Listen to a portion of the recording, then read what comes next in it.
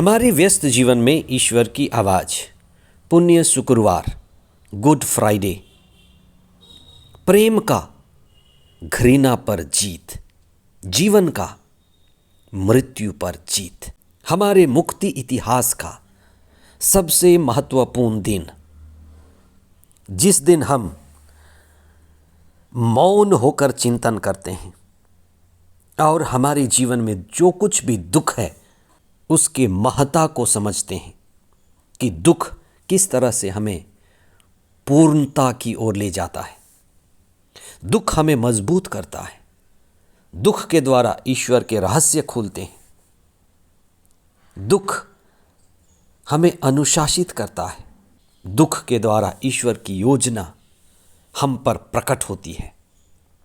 इसलिए पुण्य शुक्रवार हमारे लिए आशीष और कृपा बने। ये कृपा का दिन है।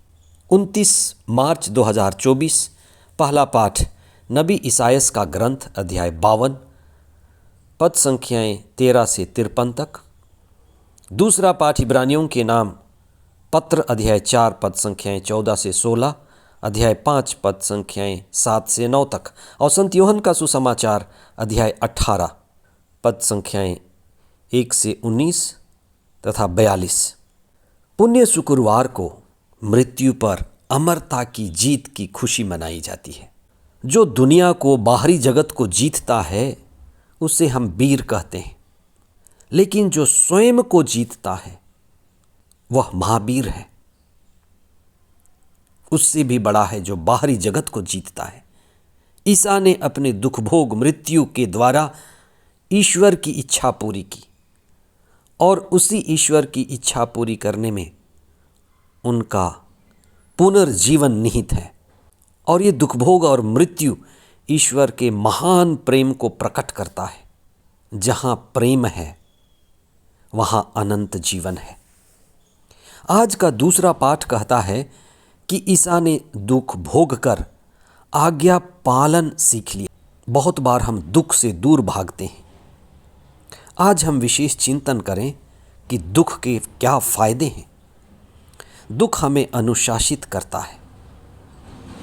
दुख का एक बड़ा लाभ है। दुख निष्प्रयोजन नहीं है।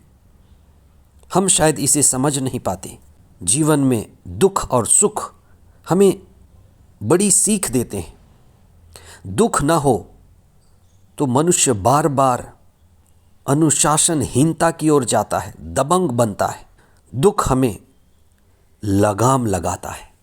दुख के द्वारा ही हमारे जीवन में परिपूर्णता आती है, नहीं तो हम अपूर्ण लोग हैं। दुख के द्वारा हम मजबूत होते हैं। सबसे बड़ी बात, दुख के द्वारा हमारा अहंकार टूटता है और ईश्वर की महान मुक्ति योजना हमारे जीवन में पूरी होती है। दूसरी बात, आज का पहला पाठ कहता है कि मेरा सेवक यानी ईसा मौन हो जाएगा। सत्य तर्क के द्वारा नहीं पाया जा सकता। वाद विवाद के द्वारा ईश्वर को हम नहीं पा सकते। मौन एक भाषा है, दिव्य भाषा। मौन ईश्वर की भाषा है जिससे ईश्वर पाया जाता है। ईसा क्रूस पर मौन हो गए। पिलातुस ने उनसे पूछा, सत्य क्या है? ईसा वर्षों तक बोलते रहे, लेकिन क्रूस पर वे मौन हो गए। उनको लोग समझ नहीं पाए। मौन ही एक अच्छा माध्यम है, भाषा है, जो हमें खुद से मिलाती है और ईश्वर से भी मिलाती है। पुण्य शुक्रवार को गुड फ्राइडे के सुसमाचार में हम ईसा के मृत्यु से पहले कहे गए एक सबसे महत्वपूर्ण वाक्य पर चिंतन करें। सब पूरा हो चुका। सब पूरा हो चुका। ईसा इस दुनिया में इसलिए आए थे कि वे मानव जाति के मुक्ति कार्य को आगे बढ़ा सकें। सब पूरा हो चुका यानी वे ईश्वर के निर्दोष मेमने थे।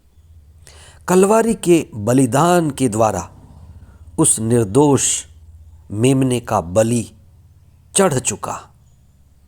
जीवन की परिपूर्णता ईश्वर को समर्पित होकर जीने में है। आज आप कैसा जीवन जी रहे हैं? ईसा का जीवन समर्पित जीवन था, चेतना युक्त जीवन था, आत्मा पूर्ण जीवन था।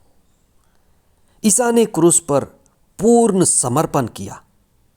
सब पूरा हो चुका है और अपनी आत्मा को पिता ईश्वर को सौंप दिए। हे पिता, मैं अपनी आत्मा को तेरे हाथों में सौंप देता हूं। इसलिए दो मार्ग हैं, समर्पण का मार्ग जो हमें मुक्ति की ओर ले जाता है, और दूसरा चेतना का मार्ग, जागने का मार्ग, कि हमें जगा देता है कि हम जाने कि हम मुक्ति के लिए बने हैं। ये पुण्य शुक्रवार, गुड फ्राइडे हमें जगा दे और हमें समर्पित करना सिखा दे कि हम मुक्ति का अनुभव करें। सारा मानव जगत मुक्ति का अनुभव करे। आज मुक्ति का दिन है, ईश्वर नज़दीक है। ईश्वर का प्रेम हमारे हृदयों में उमड़ पड़े। आमीन।